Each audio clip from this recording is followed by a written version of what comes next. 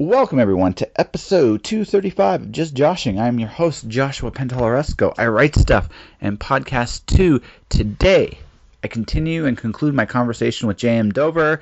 We join later on in this conversation, as this was a very long conversation, one I was really proud to do, too, by the way, in which we talk about the future. And it's a really, really fascinating take on, the fears and possibilities and wonders of tomorrow, which, my inner science fiction geek just really enjoyed having that chat. So, Jam, thanks for coming on my show. You're welcome back anytime you like.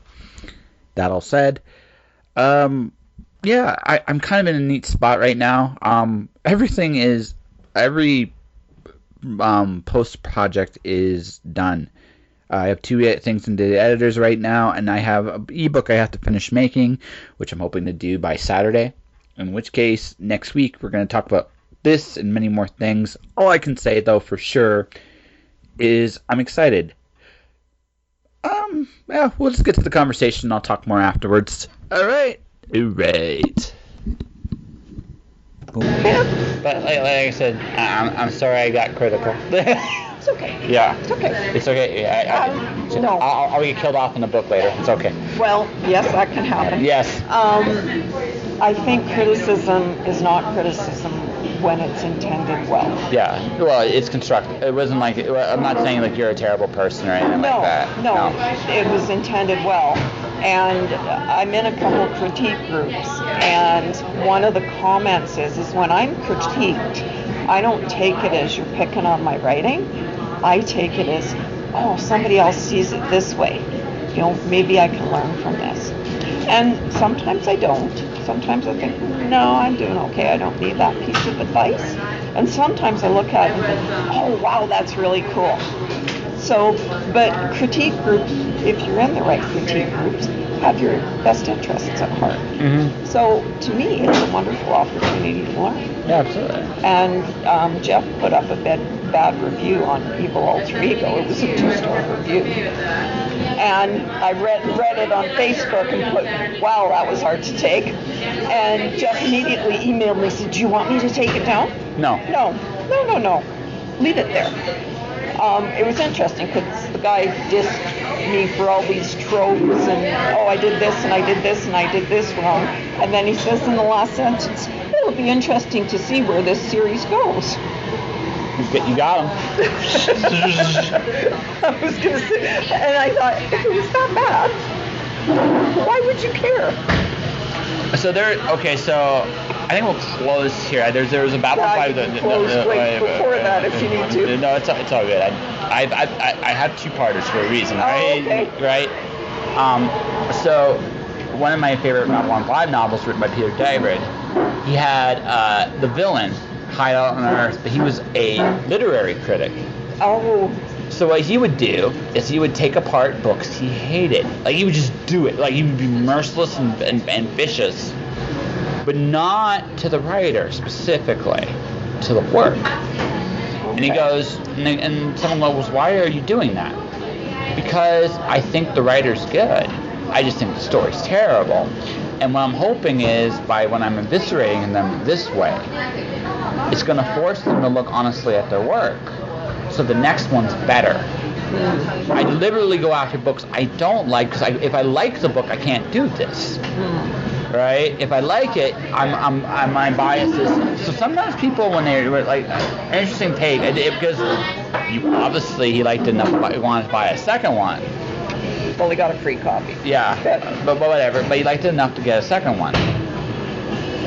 That if the criticisms are strictly about writing, the tropes and things like that, is that the goal? Like I said, not all criticism is actually designed to be. Now, we do live in the age of troll. Yes. And I get that too. But not all criticism is necessarily terrible, right? Yeah. Right. Even if you don't like something, look, you made an impact where they didn't like the book enough to make that many. And I went back and looked at some of his other reviews. Between 2 or 3 stars is his average. I think it was one of Mike's zombie books that actually got a 4-star. Yeah, Mike's zombie books are really cool. So Yes. they're really, really cool. I mean, I've read them, and yeah, I understand, but it's not written for me. No, it's not. Not at all. No. So I understand what this guy likes, but he does reviews on free books that he gets. So most of them he doesn't like because he's the little boy that wants that adventure story, right? Yeah. So. Well, which is fair enough. Which is fair. Right. I didn't write that kind of adventure story.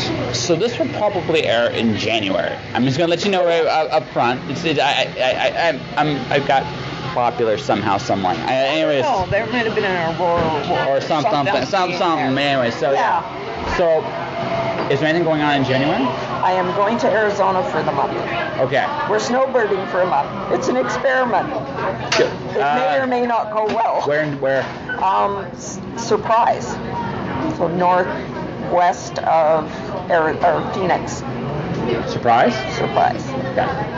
It really is a town. Yeah, no. Listen, I lived in a town up there called Snowflake, so I know. So it's between Phoenix and Sun City. Okay. If that place is it better for you. Yeah, it does. Okay. Yeah, it does. I just in my head where I could actually see it. So not that far, not so far away from a big city, but nice and quiet. Well, it's the snowbird thing. They have parks of trailers and houses, and they're all old people, and they do activities, and I somehow feel you will be bored. No, because writing travels. I could write it. No.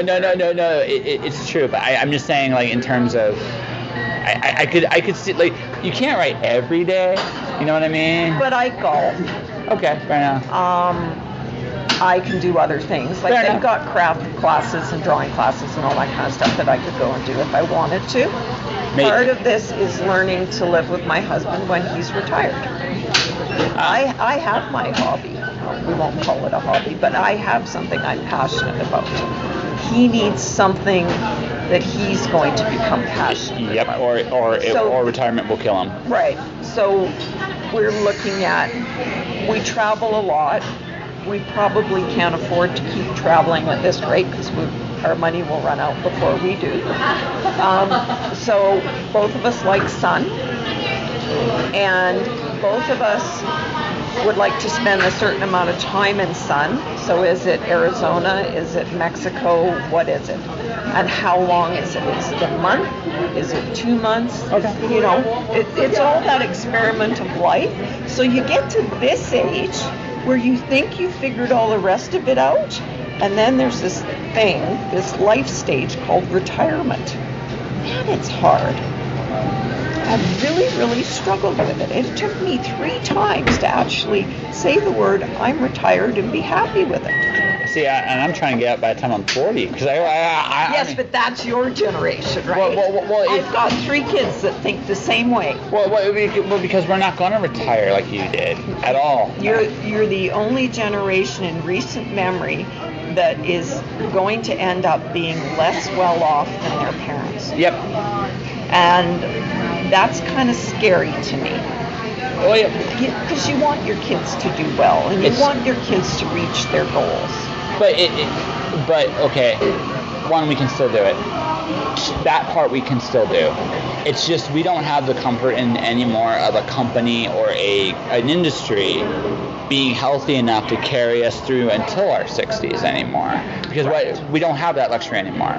And so what's happening there is, like, we're realizing it. Like, I realized this 10 years ago. I've been working on making this a reality for about that long. Yeah. And well, I would say seriously 5 years, but I mean I started going down this path 10 years ago. And what I've noticed is I'm creating my future. Yes. And since I'm doing that, my current day job I'm scaling back on after Christmas. Right. So you'll go more part-time with it? Yeah. And the idea will be this will become more thing. So that's how I did retirement. Yeah. First off, I became part-time. Yeah. And that made work not the primary thing, because I loved being an accountant. Sure. You go to work, you create a document, and it balances, and you know your life is good. Yeah, and you're playing with Play-Doh all day. Yes, playing with Play-Doh all day. Yeah. So I liked that, but I knew I had to work away from that. So like I say, it took 3 tries. The first retirement was my mom was not doing very well at all, and MS was kicking my butt. And so I decided to stop working to help her and to help me manage my health. So I was not working for a year. A lot of people called that retirement to me, but I knew I would go back to work. Yeah. And then I worked for 2 years in a place where I would walk in the morning, do my stuff, and walk out at noon and shut the door on it. Like, it was that detached. Yep. And I realized, no, I'm not happy with that. I need a job that I can do well that makes a difference, because I wasn't making any difference there. So my last job, I worked for a great company. I had an amazing boss, and I, sort of weaned him. I said when I started, this is the last job I'm going to have. So I'm giving you a timeline. This is where I think I'm going to retire. And, he was totally cool with that. There wasn't any issues with any of this, which made him a really cool boss. So I retired. I was retired for a year, and I got this phone call. Hi, what you doing? So I went back for 3 months and fixed what needed to be fixed and got out, and then I knew I was retired. But the thing is, contracting's fun. Like, even now, I think you'd come back for a short term. If it was fun? No. No? Nothing even? Accounting, I've moved on. No, fair enough. But, I mean... No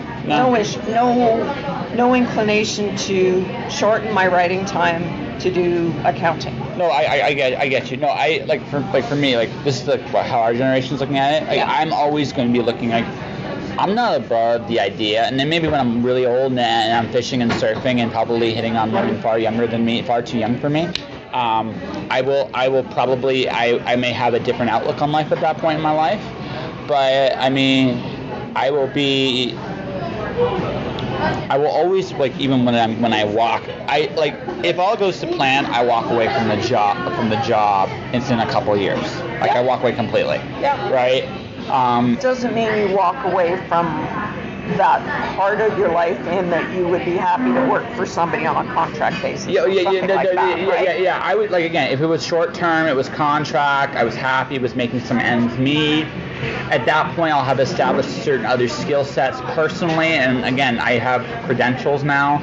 So it's I've established. Yeah, I do. So it's one of those situations where now I'm in a position now of I can call more of my own shots now without actually. So weird to actually say that, but it's actually true. And so what's going to eventually happen is, as I call more of my shots, right, I will do more work in those areas. But then I'm going home because I know I am not I'm detached at my day job. Yep. Because I know that there will come a point that the day job will want to replace me, and I'm okay with that. Yep. Right? So that we've talked about God and the universe, but that's my thing where the universe is telling you if your employer doesn't want you, you need to do something else. Yes. So that's your and speaking about the universe telling you something, went out to visit Susie and we chatted for a bit, and then we were going to go and look someplace else. And Dan has my email on his phone because when we travel, I still want my email, and that's the easiest way to do it. And I've been trying to work out something for selling books for Susie and I, and we had just talked about this person, and I said, I don't know if it's going to work. I thought it was a great shot, and now it's not looking good at all. So I walked 5 minutes away from Susie. Dan gets his email, and he goes, is this what you were looking for? I had to run back and tell Susie, I just got an email from that person, and it looks really good. So and to me, that's the universe. When I've just talked about somebody, and 5 minutes later I get an email from this somebody, that's the universe saying, okay, here's your opportunity. Yeah. Right?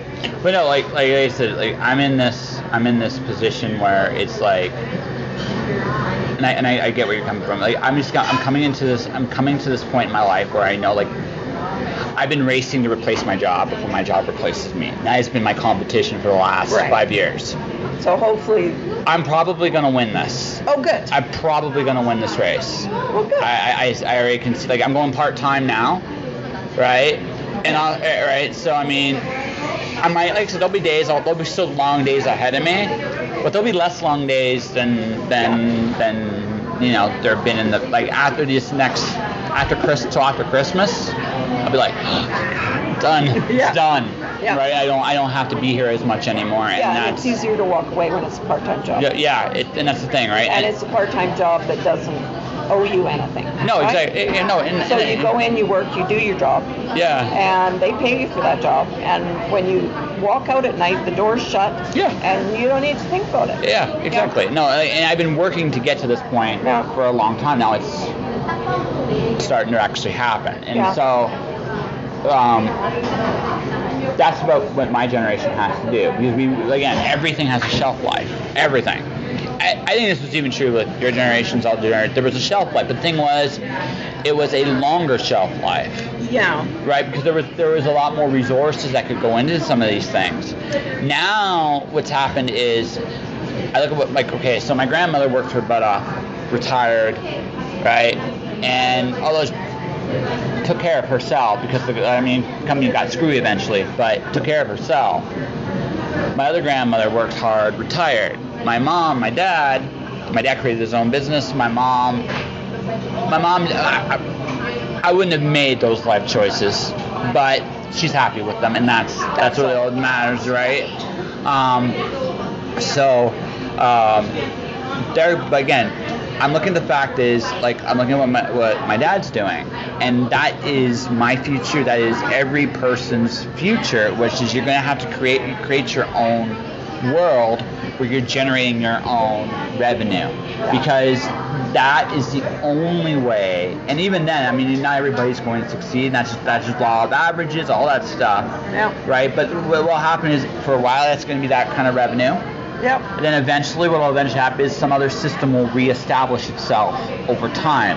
What's happening right now is the system that has been in place for so long is collapsing. Yep. That's what's happening. Yeah. So and companies are amalgamating. Yep. And then there's people that are redundant, and they get let go. And the world is going to be, so from a retail point, at some point in time, we will have Amazon and Walmart. Yep. And probably neither of them will have a physical presence. Nope, probably not. So, or if it's a physical presence, it's a very small one. Right. Yeah. Yeah. So you order everything online, and you only have these two companies. You don't have a lot of options. And I think that will be the retail world. Yes, it will. So what happens with the rest of it? You know, banking, gas stations. Do we still have gas stations, or do we have plug-ins?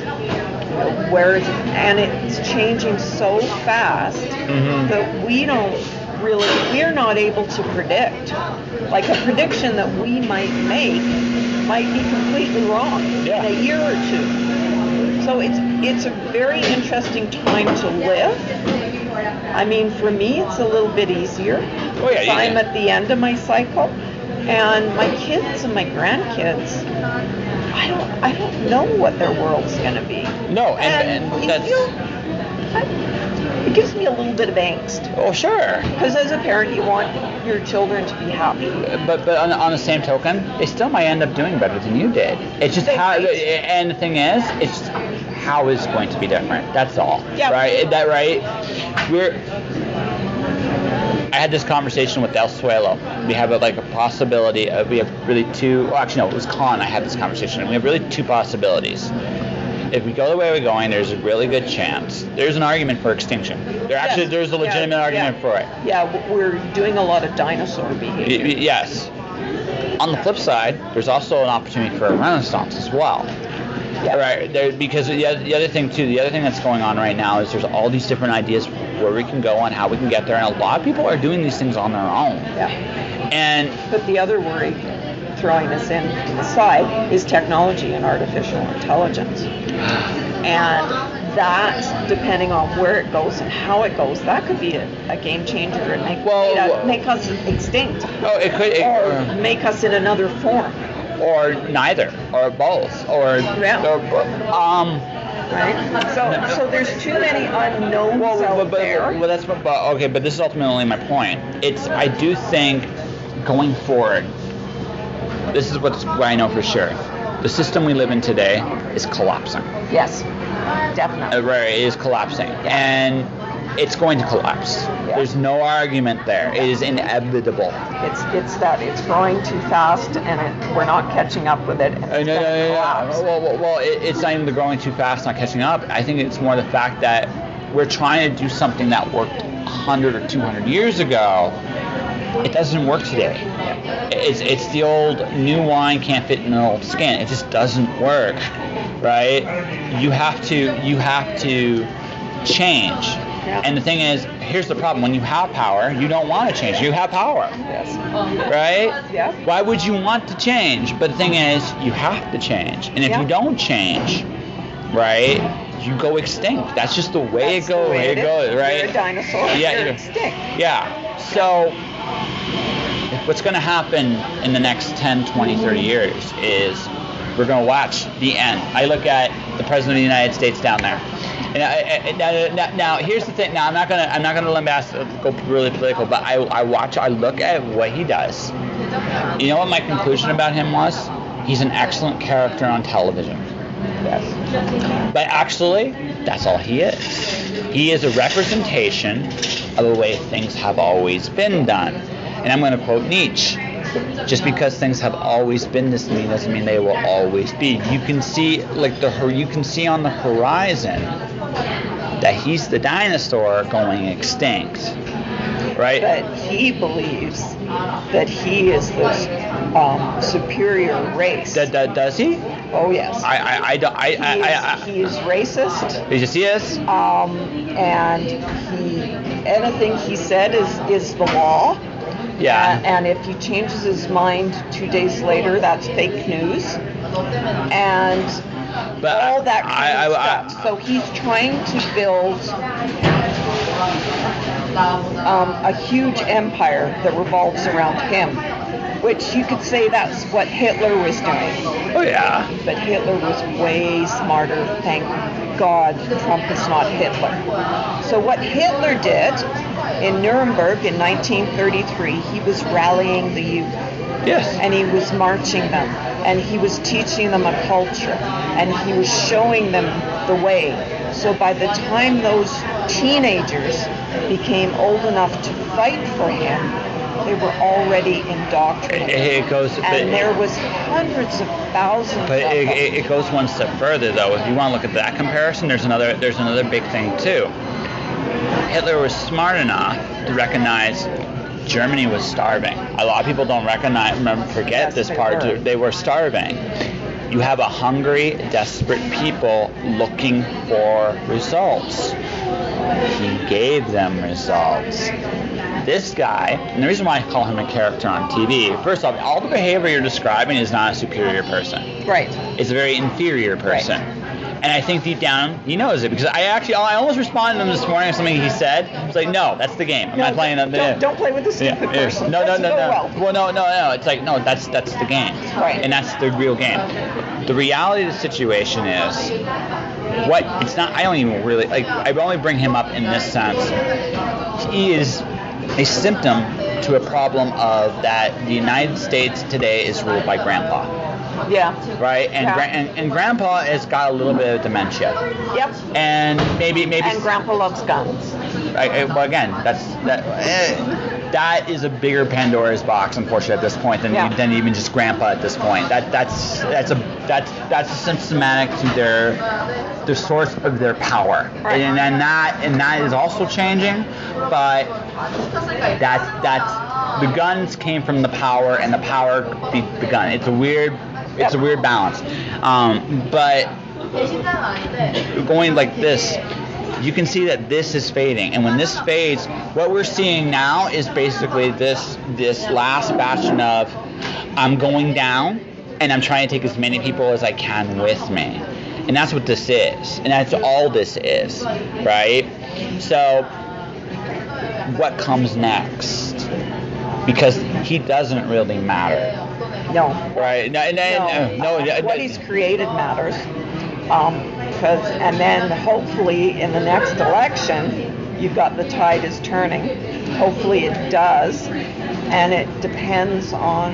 They have to have, no, so the reason Obama won was he had a message that was very consistent. The big problem the Democrats have down there is they do not have anybody with a consistent message. And say what you will about him, he's got one. Oh, yeah. Right? And that's why he at this moment in time, he's projected to win. Because that's what it comes. There's certain segments of people that highly support him. But it's not even.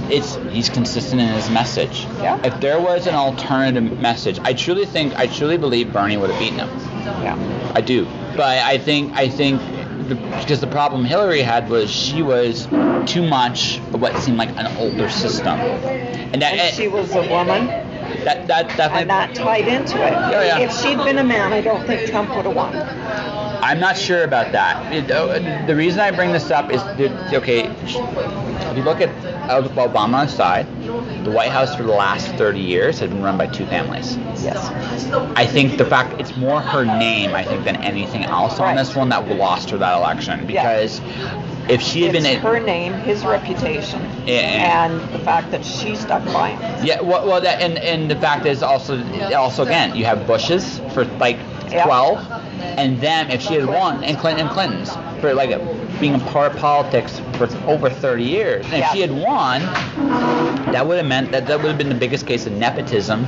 Yes. No, open nepotism in politics ever. Yeah. Right? Obama broke that cycle, but on the same token, right? If she still went again, and even you take Obama out of that equation, it's still the same problem. The idea of wanting a change would have been a good thing. And that's what America was looking for. Unfortunately, he was it. Yes. That right? He was the anything but.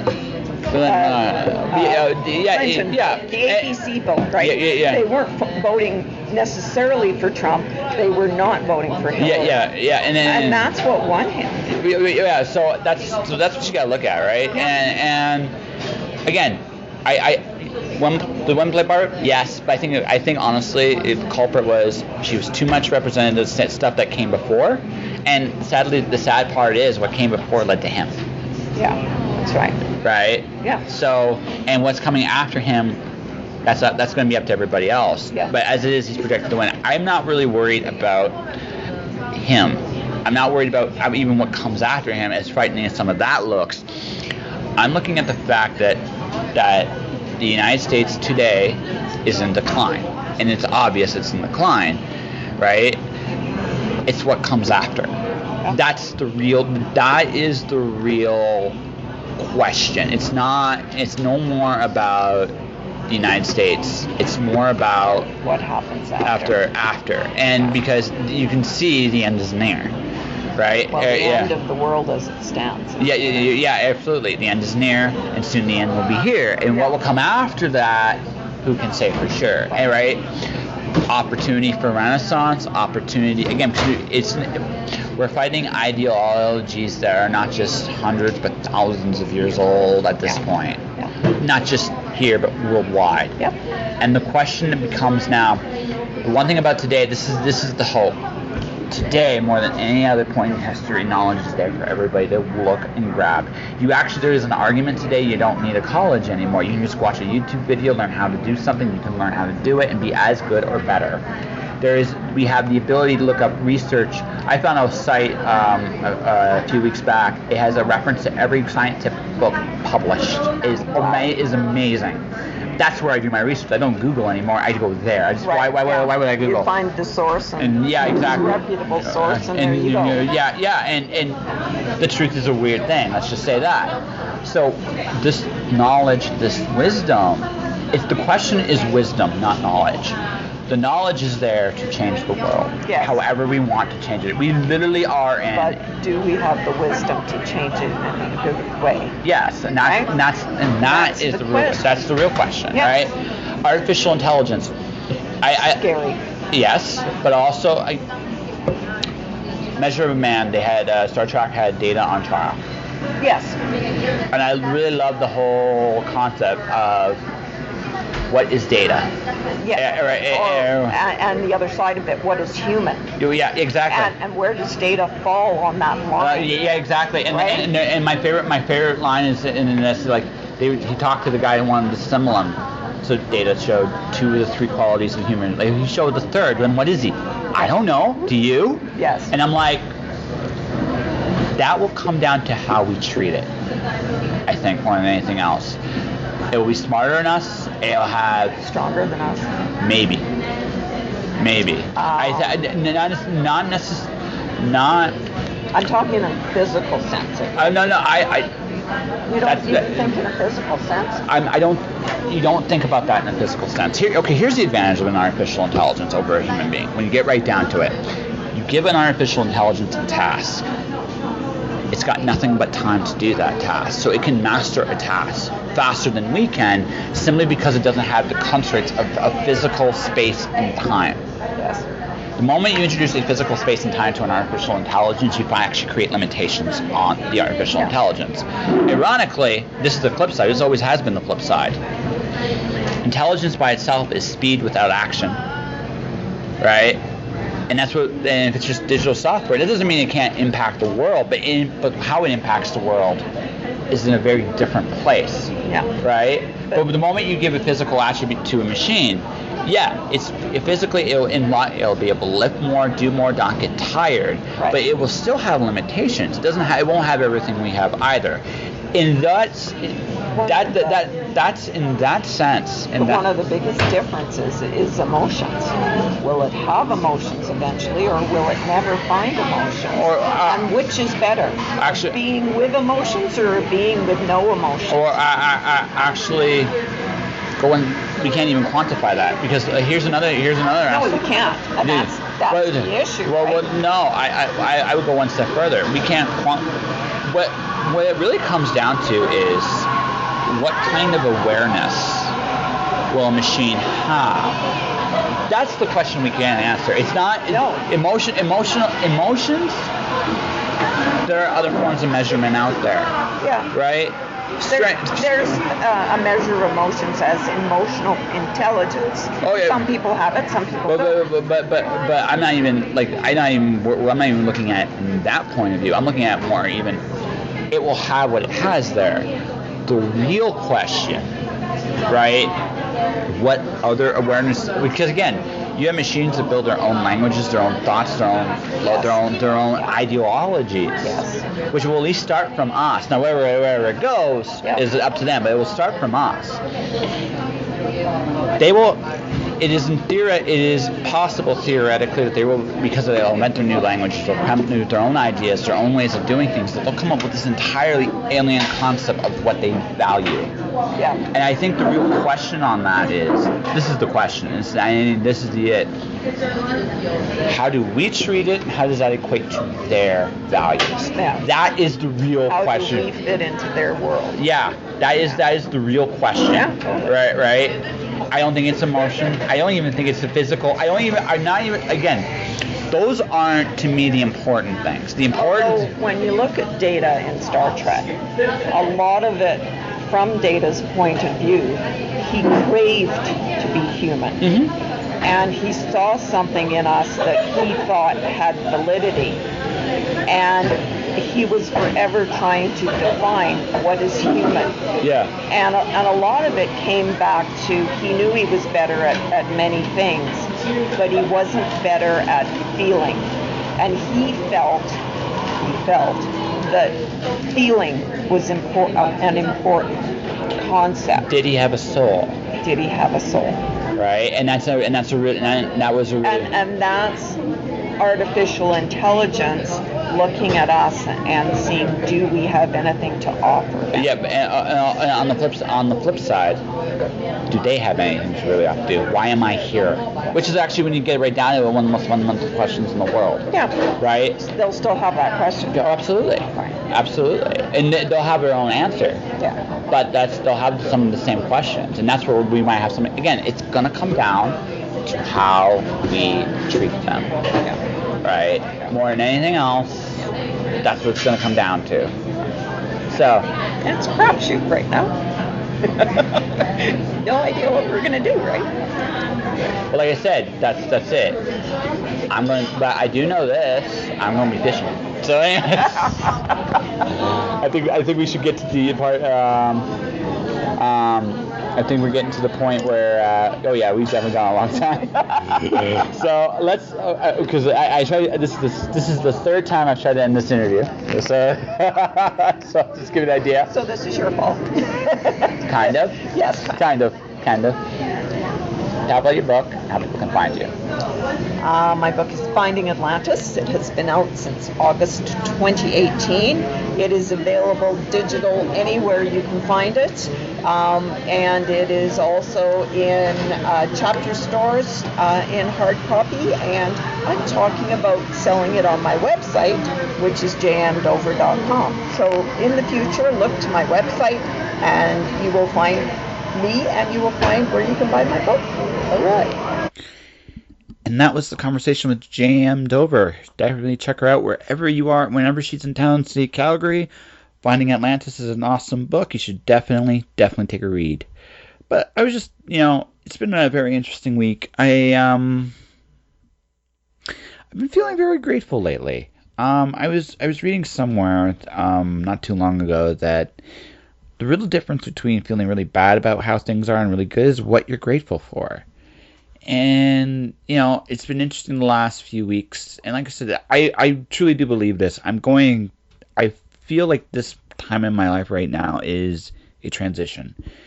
And I'm not quite sure where I feel this is going just yet. I just know that certain things are kind of just falling into place, and certain other things I'm just kind of just waiting for.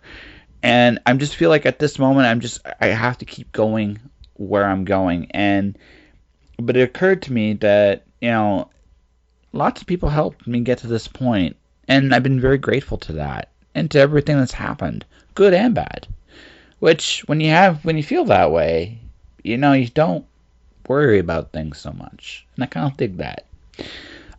So, yeah, I've always been very generous with my gratitude because, again, nobody has to be there for you. No one. And it's very important to always remember. But what's next? So next week, we are doing episode 15 of Just Joshing. No, I'm not joking. Episode 15. Episode 15 was originally, I had a big health scare about 4 years back. I had something hit me that was very weird and unusual, and it was an interesting battle, and I did an update on that.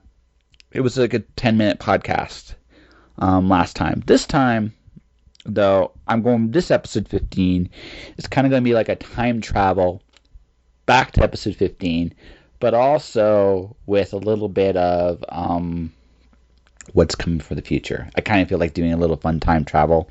This was a neat opportunity, so I figured why not. So next week, and then we'll talk about everything, the Patreon, my books, some events coming up, just my year, and what I know for sure is happening.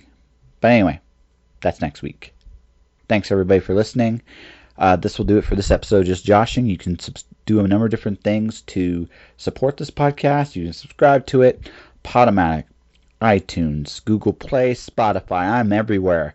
Check it out. Check me out. Share the podcast. Pass the word down however you can.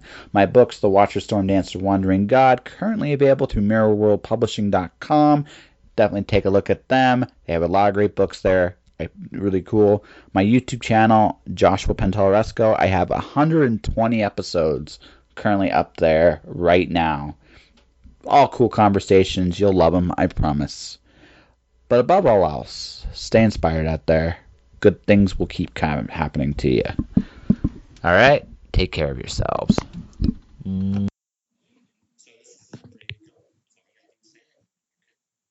Josh.